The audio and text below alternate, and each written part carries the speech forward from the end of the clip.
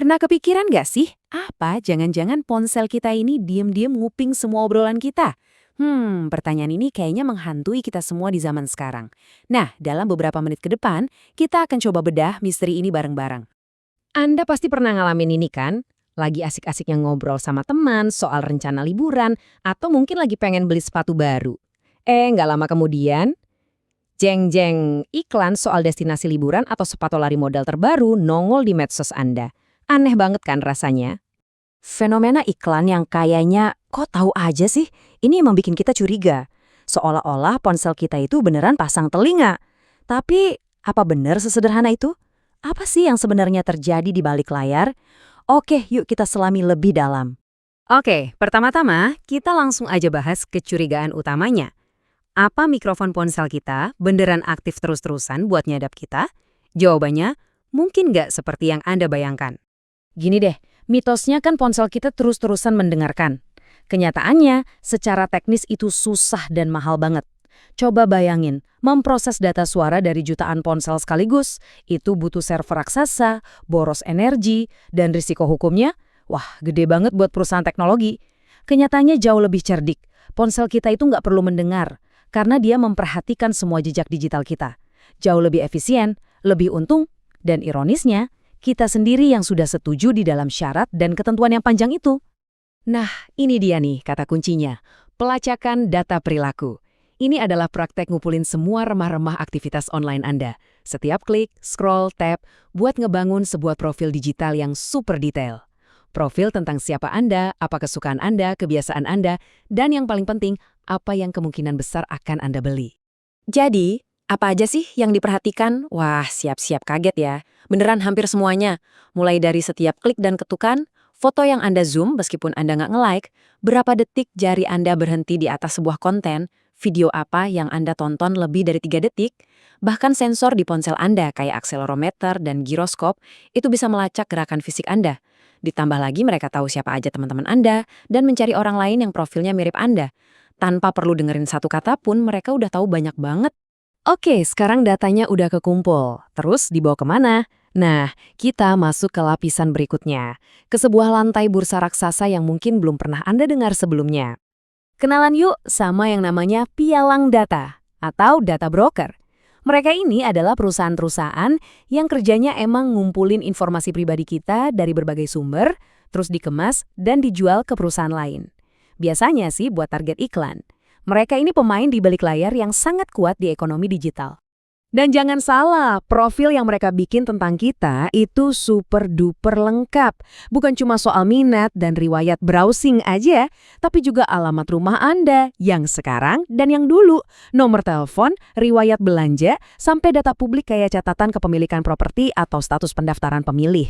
Jujur, mereka mungkin tahu lebih banyak tentang kita daripada yang kita sadari.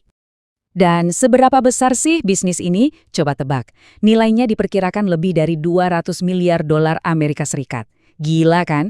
Angka sebesar ini nunjukin satu hal penting banget. Data pribadi kita adalah komoditas yang nilainya sangat-sangat tinggi.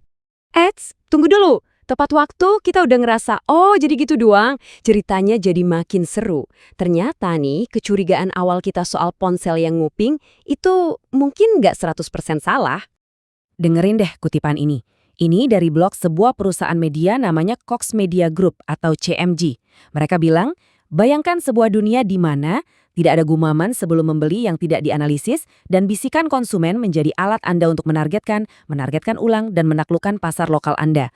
Wow, kedengarannya persis seperti yang kita takutkan ya.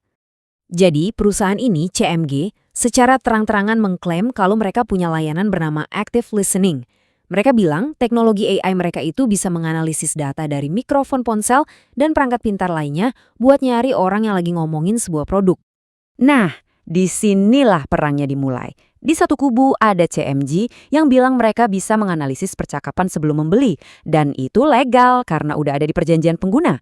Di kubu lain ada Apple sama Google yang bilang, nggak bisa gitu dong. Mereka bilang aplikasi itu nggak bisa akses mikrofon kalau lagi nggak dipakai, dan pasti ada icon yang muncul kalau mikrofon aktif. Jadi, siapa yang benar? Belakangan, CMG sedikit meralat omongannya, bilang kalau datanya dikumpulkan oleh platform pihak ketiga sesuai ketentuan mereka. Makin rumit ya. Jadi intinya, mau itu lewat pelacakan perilaku, atau bahkan mungkin beneran nguping, semuanya itu digerakkan sama satu sistem ekonomi raksasa. Dan sistem ini ada namanya. Namanya adalah kapitalisme pengawasan atau surveillance capitalism, istilah yang dipopulerkan oleh Shoshana Zuboff. Gampangnya gini, ini adalah sebuah sistem ekonomi yang menjadikan data pribadi kita sebagai barang jualan utamanya. Sistem ini, pada dasarnya, mengubah pengalaman hidup kita sehari-hari menjadi bahan mentah gratis yang bisa diolah, diprediksi, dan dijual untuk keuntungan. Sistem ini punya 4 pilar utama. Pertama, ekstraksi data, dorongan konstan untuk mengambil data sebanyak mungkin dari kita. Kedua, produk prediksi. Data tadi diolah untuk memprediksi apa yang bakal kita lakukan.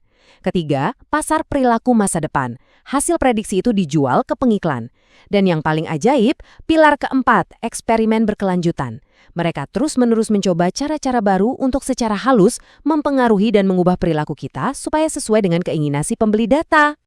Oke, setelah tahu sistemnya kayak gimana, mungkin rasanya jadi agak pesimis ya. Tapi tenang, kabar baiknya kita nggak pasrah-pasrah amat kok. Ada beberapa hal yang bisa kita lakukan untuk mengambil alih kendali. Buat para pengguna iPhone, ada satu hal penting banget yang bisa langsung dilakuin, matiin fitur lokasi penting atau significant locations. Fitur ini diam-diam nyatet semua tempat yang sering Anda datangi. Cara matiinnya gampang, tinggal ikuti aja langkah-langkah di pengaturan ini. Ini langkah kecil, tapi dampaknya lumayan buat ngurangin jejak lokasi digital Anda. Nah, buat yang pakai Android, tenang, ada juga caranya. Anda bisa masuk ke pengaturan, terus cari dan matiin histori lokasi Google.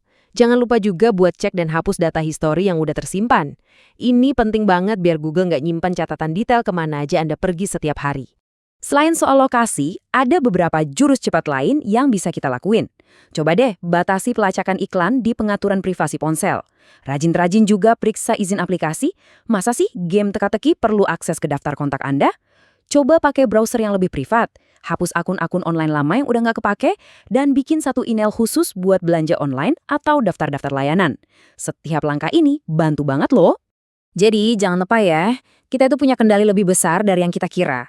Privasi digital itu hak kita, dan sekarang sudah dilindungi sama berbagai peraturan, seperti GDPR di Eropa dan Undang-Undang Perlindungan Data Pribadi di Indonesia. Ini jadi dasar hukum kita buat melindungi data kita sendiri. Nah, setelah semua pembahasan ini, kita balik lagi ke satu pertanyaan paling dasar. Waktu kita pakai layanan gratis di internet, kita sebetulnya nggak bayar pakai uang. Kita bayar pakai sesuatu yang lain, data kita. Jadi, pertanyaan yang perlu kita renungkan sama-sama adalah, berapa sih harga sesungguhnya dari sesuatu yang gratis?